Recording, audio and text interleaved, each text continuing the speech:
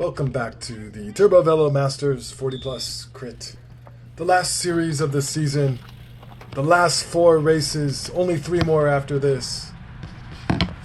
And here we are at the start. It was actually relatively cool this evening at about 99 degrees. And that's how hot it's been here in Texas. With, temperatures well above 100 for most of the races that we've been doing recently. We have a great field tonight. A great race to talk about, some good action and some good strategy talk. I hope that will be coming up for your pleasure as we move forward. To set the scene, we won the last series. We barely won it. It was a miracle. We beat Pegasus, which had a stacked team, including the Dirty Kanza winner, the founder of the Elbow cycling team, Cato, an institution in the cycling scene for many, many years here in Dallas and so forth. We miraculously pulled off the win. But here we are at the start. It's a brand new series, so everything resets. But Pegasus is on the scene with a good-sized team tonight. Cadence has a really great sized team as well. Pack is represented in bigger numbers than usual. Usually there's only 1, but I think they had 4 in the race tonight. And we see an early attack off the front to spice things up at the beginning. It's a little bit windy, and the wind seemed to pick up as the night went on. This is a relatively short race, about 28 minutes. Each of these laps is about 1 mile, and the wind, as we are riding right now, is coming from the right to the left. In front of me is my teammate Ryan in the yellow and blue kit on the left. This is Cheney's window and door. We are the amateur club cycling wing of the UCI professional track cycling team. Actually, in some ways, the de facto U.S. national cycling team. It's not that, but it's designed to support the people that will be on that team, including at least one guy who will be in the Olympics, likely representing the United States. We have our full contingent of our team tonight. I've been talking about them every race. It's been great riding with these teammates. They've been great. We've been really cohesive. We've been working together, and we've had great success, winning 2 out of the last 3 series. But of course, every race is a new race. Here in the red jerseys, right in front of me here on the right, that is the legend, Steve Chisholm, and he is representing PAC, the team that I was previously on. Ryan here in front of me, USAC racing number, license number 133. Yes, that's right, 133. How many of you have a lower number than 133 for your racing license? I don't think anyone here listening or watching my video will have a lower license number. He's been in the racing scene from the beginning, since he was a kid, from Dallas, in Dallas. He's seen it all. He is the promoter, and he is the guy running our team, Cheney Windows and Door, as well as the racing director of the UCI track professional team. So, enough with introductions and setting the scene. Let's see what happens in this race. So, it's a windy day. That means it's likely that there's going to be a breakaway. And we see some guys just, rattling off the front here. Ryan doesn't like what he sees here, so he's moving to the front to get closer to help chase this back. And, this is one of those things. If you do not get in the break, the early break, if the team, if the right people are represented in the break ahead, it's game over. And that's foreshadowing for my friends in front of me right here in the red jerseys. You can see that there's already a substantial group up the road. Is that 4 riders? I think it's 4 right now, with a 5th rider just about to bridge up to them. And this is a very significant threat in terms of the break. So we're only 4 minutes into the race, and there is a substantial gap. Now, I was wondering about whether this is the break that we wanted to go up the road. However, our team leader, i.e. the guy that has performed the best throughout the entire crit series, Andrew, is in that break. And also in that break are 2 Pegasus riders, Sean and Cato, as well as 2 Cadence riders, Mark and Louise. if that's not like currently the case right at the moment, it's about to be the case. And so that ends up being the breakaway here. Now, who got left out? Who missed out? Well, significantly, Pack missed out here in the red jerseys. They are not in the breakaway. So the rest of us, if we're happy with this breakaway, we're going to let this roll. We're going to defend the breakaway. We're going to make sure that do our part, to let the breakaway go. Certainly, Pegasus likes this breakaway. They've got two great riders in the break. I think Cadence likes this breakaway. They have two riders in the break, 2 out of 5 for each of these. The question is, do we like this breakaway? We are one of the stronger teams, having won 2 of the last 3 series. It's not exaggerating to say that we are one of the stronger teams here in the Masters Crit. Do we like this breakaway given that our rider is outnumbered 2v1 times 2, i.e.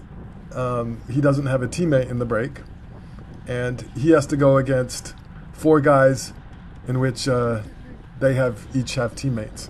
So they can attack him over the top and so forth. So this is where we get this massive slowdown where there's suddenly no one to pull because there's no one motivated to pull. Now we see Steve Dodge here on Pack going to the front because he realizes it's now or never, and he better try to make it to the break. So right now everyone is on his wheel, and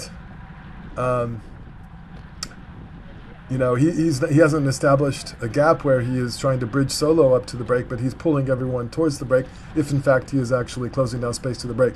Here on my right, we'll see if he actually gets into the screen again, is my teammate Jorge. And I've talked about the fact that he has a lot of accomplishments in cycling, and I have a few more specifics now. We see that Steve Dodge on the right has pulled off and is no longer pulling the group. But man, his list of accomplishments is so long, I have to have like a post-it note to detail them all here. Let's see, Pan Am Masters champion in 2 different events, 3 silver medals in Pan Am Masters track, 3 bronze medals in U.S. Nationals in track, former Puerto Rican national team member, Louisiana time trial champion, and a few other things. So this is a guy with a tremendous amount of experience and great bike handler, etc. Knows how the game of racing goes, and he is doing the work here. I was trying to tell him right here, I was like, Jorge, I'm on your wheel. So, I didn't like the guy, by the way, who was standing right next to the track. It's a little bit dangerous. But so if he's all the way to the right, he's guttering me. But of course, he doesn't know that he's guttering me. And just if he'd been over a little bit to the left, it'd been a little bit helpful for me. But it wasn't a big deal. We are back in the front. Bobby on Pack is now on the front. And again, the guys that have missed the break, it's their responsibility to pull this back unless we feel like we want to do a reset. Now, earlier on in this race, when I saw this break go and I saw the numbers and, they weren't perfect for us, I asked Ryan, do we like this? Do we like this break? And Ryan said, yes, we like it. I think Andy can beat those guys. So we made, the decision not to try to reset the race. Now, here Bobby is on the right side of the road. Here we have, it's not quite a full headwind. It's a little bit of a crosswind. So when he's riding all the way to the right, he is guttering the group, meaning that people aren't really getting a draft. So when people aren't getting a draft, they're doing approximately the same amount of work as the person on the front. Therefore, people behind can't rest, and the people that are motivated to potentially pull back this break don't have a lot of energy because they're riding in the gutter. They're riding the same pace, the same power that he is. So this came up after the race, a discussion about, if you want to bring back the break, should you be riding in the gutter? And generally speaking, the answer is no. If you want to wear everyone else out, including the guys on the other team, like us on Cadence, Cheney Windows and Door, and Pegasus, then riding in the gutter is good. So again, riding on the left side here is the gutter, meaning the wind is coming from the right to the left. So we're getting as close to the left as possible, trying to get a little bit of draft. But right now, he's doing circles, riding in the gutter. So that was Uranga, who just was on the right, falling back a little bit. Solo guy, no teammates in the race, so he's another guy that he's missed the break. And if we don't reset, he's racing for 6th. So here we have a motivated guy to get up and bring back the break. And this is Tomer. He goes to the front, and he's going to pull. So he's over in the middle of the road. He's giving some draft. As he drifts over to the right, there is less draft. So again, this idea of whether you should give draft or not. If he goes all the way to the left, he's giving the maximum draft possible for the echelon, as we are now getting a left to right crosswind. This is a very open course, so there is a lot of wind tactics, and your placement in terms of the wind is very important in terms of the power you are doing. If you're in a draft, man, you can really rest. Again, Tomer is like, inch away from the edge of the pavement. In the gutter, we are all completely guttered. And, with those barriers, car barriers and stuff, I don't want to mess around with going off the edge of the concrete here, even though it's pretty level and flat, but, it's just not worth it. So, who's going to do the work? What are we going to do in terms of protecting our breakaway? So we're just kind of monitoring. Now, it's kind of hard to see on the video how far the break is up the road, but for a very long time here in the race, the break wasn't that far up the road. It looked like it was potentially bridgeable for one rider and definitely for a couple of riders. However, the tactics right now are not playing out in favor of these guys bringing back the break. They're not working together to bring back the break. Reunion is another team that's not represented in the break. Jason, for example. And here we see Ryan go up here with Brent. Congratulations, Brent. He just won the World's Firefighter and Policeman World Games Time Trial Championship, gold medal. So excellent, wonderful accomplishment. Proud that he could represent our first responders and our local cyclists, our area cyclists, as a winner in Canada recently. So he's always a factor in this, and he's definitely a guy we want to watch to make sure that he is not getting significant points if we can help it in terms of the race series. So Ryan had moved up. He falls back a little bit. And here we go. We got an attack from Bobby, who is putting in a dig and trying to bring back this gap, bring back this breakaway up ahead, trying to set up his teammate, Steve Dodge.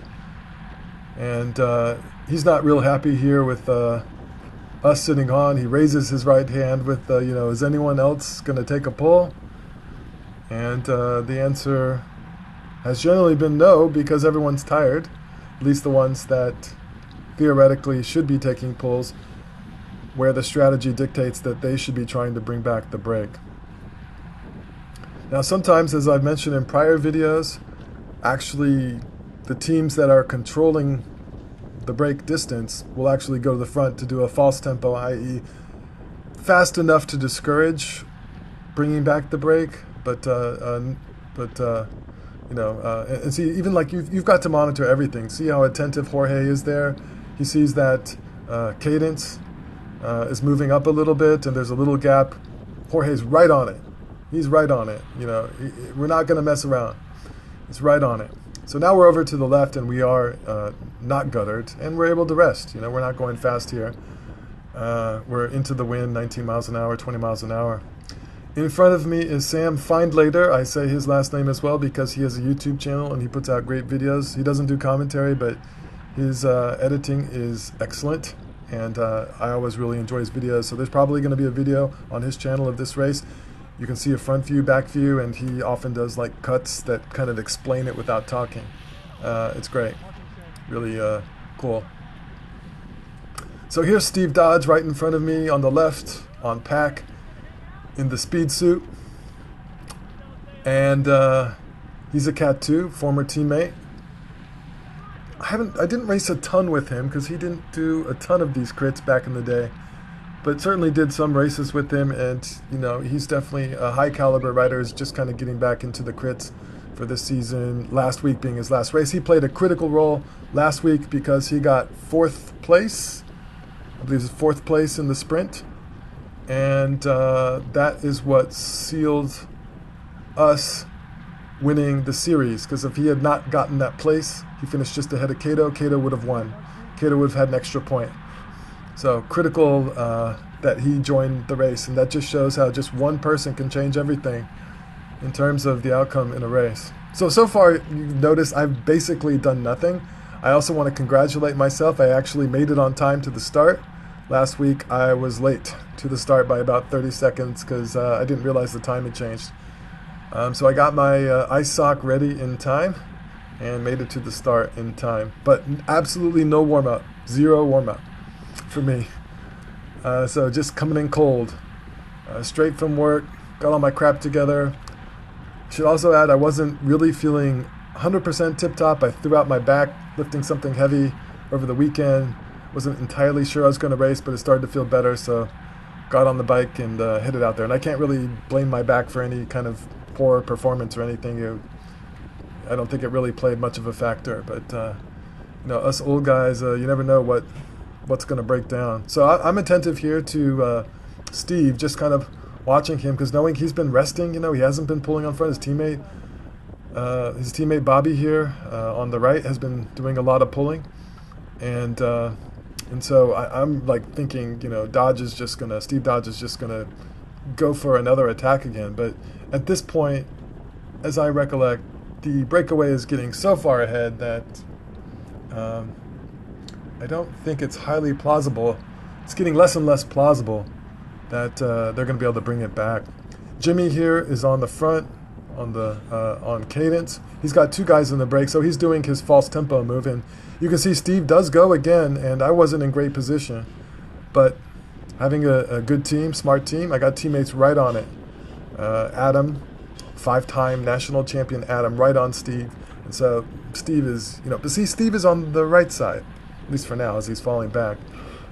He's not far on the left side guttering the group, at least when he decided to pull off. So teammates, boom, right? It's really disheartening when you're trying to get a gap and you're not getting a gap, and you realize that if you're going to bring back the break, you're going to have to take every single person with you.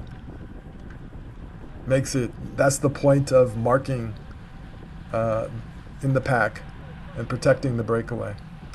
So here's Jason making a move to the front in the rainbow colored bike on the front, and he's another guy that needs this break to come back. Steve putting in a little dig again, but not getting a gap. It's hard to get a gap when you attack from the front. I'm now on Brent's wheel, and when I was on his wheel, I was like, man, what a wonderful draft. I was hardly having to pedal. I apologize if my power numbers below are not exactly in time.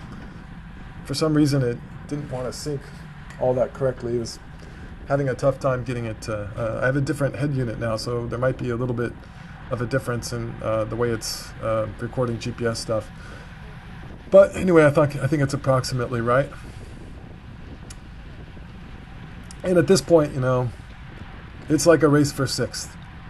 It's a race for sixth for us in the field, and we are just going to monitor the front. But when it becomes so far ahead, the breakaway, it sort of resets. That's one race that's out the window. That race, the race of 5 people ahead, that's done. And so we have a new race, those of us going for 6. So this is a series where each person gets a certain number of points, 1 through 10. First place gets 10 points, second 7 points, third 5 points, fourth, what does fourth get? 4 points, and so forth. And I think 7, 8, 9, 10 get 1 point. So each point really does matter. And let me just tell you about what happens in the breakaway. So I wasn't up in the break, of course, but I got the story later from guys that were in the break. So you can recall that I have my teammate Andy in the break, and I have 2 Cadence riders and 2 Pegasus riders. And with about a lap and a half to go, so we're fast forwarding here, but it's a little break in the action. I can talk about what happens. So the breakaway wins. They win. Those guys finish as the first 5. And Pegasus attacks first with Sean. So Sean is a guy that's been on the scene for longer than I've been paying attention to the scene. When I first started paying attention to Strava, and we're talking 2014, He was like one of the guys that, the big segments where lots of people just like, you'd be like top 10 on everything. And I don't know if he still has a coaching business, but back then he had a coaching business and website and stuff like that. And I know he's raced in Europe, and he's someone where if you're like a Dallas amateur crit racer or road bike racer, you know him, Sean. So he's like one of the stalwarts, longtime guys of the scene, very strong, experienced cyclist. Anyway, Sean attacks first, and Andy chases that back. We'll get back to that story in a second. So again, another attack by Tomer, who doesn't have any teammates. This time, finally, I'm doing the marking on the front instead of others, and I'll just sit on his wheel until he doesn't feel like pulling, and that will certainly shortly be the case. So anyway, go back to what happens in the break. Sean attacks with a lap and a half to go. Andy chases it, and we see another couple guys go again. And so I really, lazy, didn't want to do more work, but I realized, oh, that's my job too, so I better get on these guys. We don't want, the race is reset. We don't want Cadence to get 6th place if we can help it. I believe that's 2 points, and 7th would be 1 point.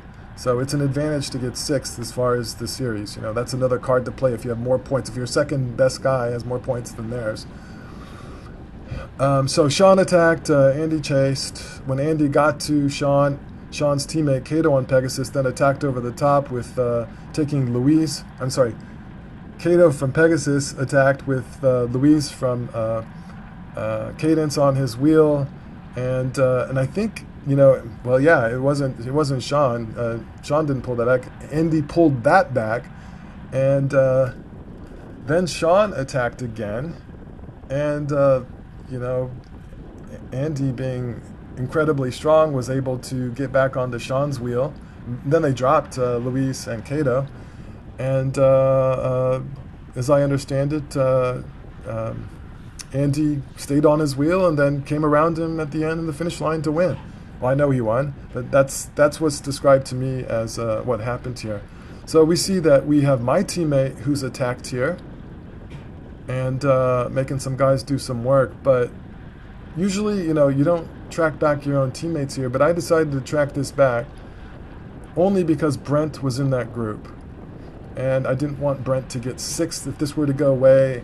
I just didn't have full I thought Brent would probably win out of those 4 in a heads-up sprint, so I felt like we wanted to do a reset for 6th place by going for that. So, usually you're not going to do that. You might force another team to do it, but I think we have to mark the guy that, all the guys that are a threat to win the series, that are a threat to Andy. So incredible performance by Andy to, you're like, where's the other Cadence guy? Well, he fell off in the first attacks, as I understand it. Maybe even before the first attacks. Mark, don't really know him, but he's on Cadence, and so he wasn't a factor in those final attacks. So it's basically 4 guys, and but the whole breakaway was 2v2 v1, and the v1 versus 1 was Andy, and he beat the other 2 guys. So and he wasn't even just sitting on the break either. He was rotating. He said he didn't do a ton of work for the break, as he should not have. And there's an argument that he should have done 0 work for the break, meaning that he's perfectly fine with the reset because he has teammates behind. But even with all those factors, he still won, which is pretty impressive if you ask me. And I think everyone else finds that impressive as well. One thing Cato told me is that he's just impressed with how Andy can recover. Just like attack, go, and quickly recover. So Brent monitoring this in front of me. He's got a teammate. I've got a teammate right there. So let's see, how many minutes? We're getting close to the end here. I think we're at a lap and a half to go. So I don't think this is the final lap, but we're getting close. So it's a reset for us. You can imagine that this is again a race for 1st place. It's actually a race for 6th place, but we have no ambitions that the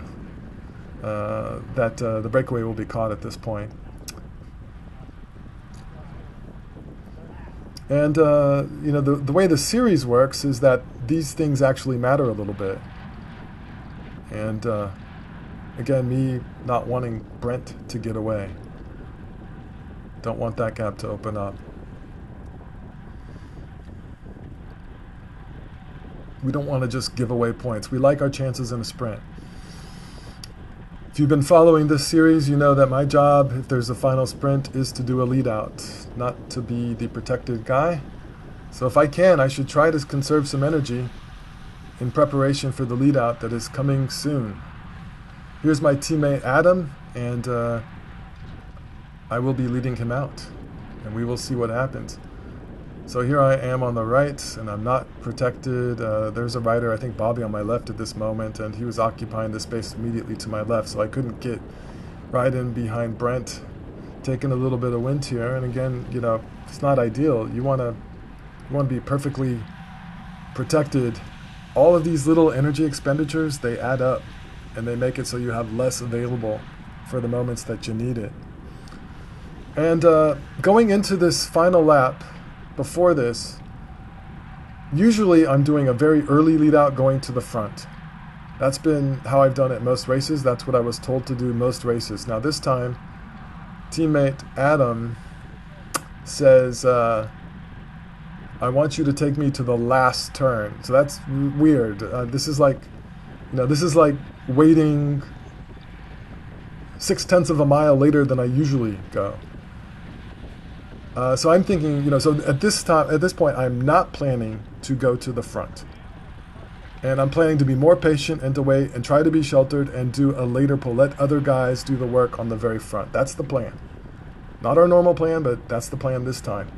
However, positioning is going to be really important here. So I'm on the right, which is the sheltered side going into this turn with the crosswind. However, I'm going to be boxed by being on the right. Sheltered but boxed. And when we make this turn up ahead left with the crosswinds, I want to be over to the left in terms of being sheltered. So right now I'm sheltered pretty well. And we got our cadence right in the front. I guess is that Brent? Who is that? I can't. Yeah, we got Brent on the front here, and he is not guttering the group. However, as he moves over to the right a little bit, he is now guttering the group, and he's opening up the left for people to go in. So that, you know, on the left here, as we turn left, that left side is the gutter. So you definitely, guys are going to be going in the gutter, and there's not going to be a draft on the right.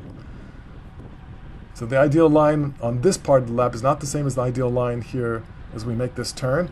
So Sam goes to the front for his lead out, followed by Bobby. And Brent, the big cat, is getting on his wheel. We have the sprinter Joel on cadence to my left with Bradbury right in front of me. Bradbury is more of a long attack guy, not really a sprinter. And they're going to be leading it out on cadence for Joel. And cadence is the team that we are concerned about in terms of things. So I'm falling back pretty far here. And my teammate Jorge is like, that doesn't look good. You know, he knows when to go, when you got to make your move. And he goes. It gave me a little bit of a draft and certainly signaled to me that I needed to move up. Here I am trying to move up. And I'm taking wind this entire time on this whole side. So I'm spending quite a bit of energy to do that. And now, boom, here it is. This is the sprint. Okay, I'm moving up on the right. Sam pulls off. Brent is going, and I'm trying to take the outside line around Brent through this turn. We're going to have another little turn here. Brent moves over to the right, pinches me here, and I get cut off a little bit. But I'm leading out my teammate Adam, who's taken a better line, goes to the inside, and takes the sprint here, the field sprint, with me getting fourth in the field sprint. Let's see, in terms of placements, that meant that I finished 9th, so I got 1 point, and actually my teammate Jorge got a point as well, with Adam getting 2 points for having finished 6th.